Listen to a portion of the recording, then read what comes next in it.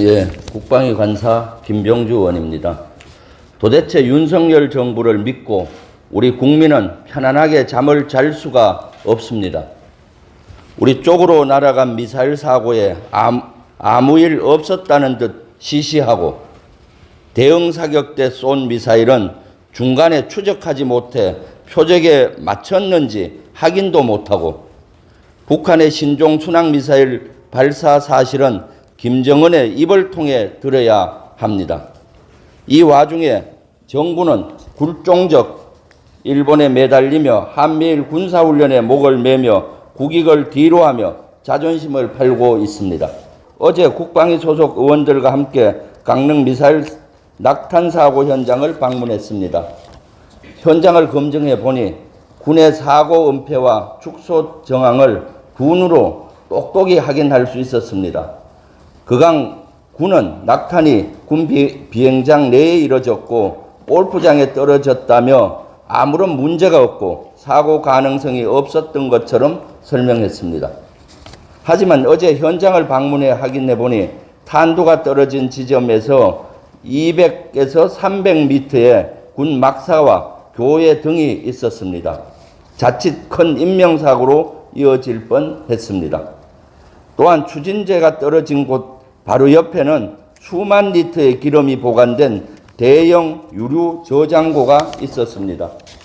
다수의 유류 저장 탱크가 있는 곳이고 지상에는 연료 주입을 위한 파이프들이 노출되어 있는 시설입니다. 추진체 낙탄 지점 불과 10m 거리에는 유류고의 밸브와 다수의 유류관 시설이 있었습니다. 만일 이 지역에 하염이 발생했다면 엄청난 참사가 일어나 우리 장병들의 안전을 크게 위협했을 것입니다. 화염 지점 30에서 40m 떨어진 곳에는 정비대와 정비대 차고 등이 있었습니다.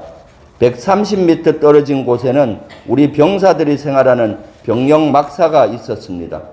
현무2 사고 당시 많은 병사들이 잠을 자고 있었습니다. 화재와 폭발이 일어났다면 더 큰 사고가 발생했을 것입니다. 해당 비행단에 근무하는 공군 장병들도 이를 두고 천운이었다고 표현할 정도입니다. 군은 의도적으로 탄두의 낙탄 위치만을 설명했고 사고가 마치 아무것도 아니었고 위험 가능성은 없었다는 듯 사태를 축소 은폐하고 있습니다. 현장에 방문하지 않았다면 이 모든 것은 감춰졌을 것입니다. 대통령실과 국방부부터가 이 사고를 보는 관점이 너무나도 아니랍니다. 우리 젊은 장병들과 강릉 시민의 안전이 오락가락했던 일인데도 말입니다. 현장에 가장 먼저 방문한 것은 대통령도 아니고 국가안보실 관계자도 아니고 합참의장도 아닌 민주당 의원들이었습니다. 국방부 장관만이 우리 민주당 의원들이 방문한다니까 사고 발생 일주일이 지나서야 잠깐 들으는 정도였습니다.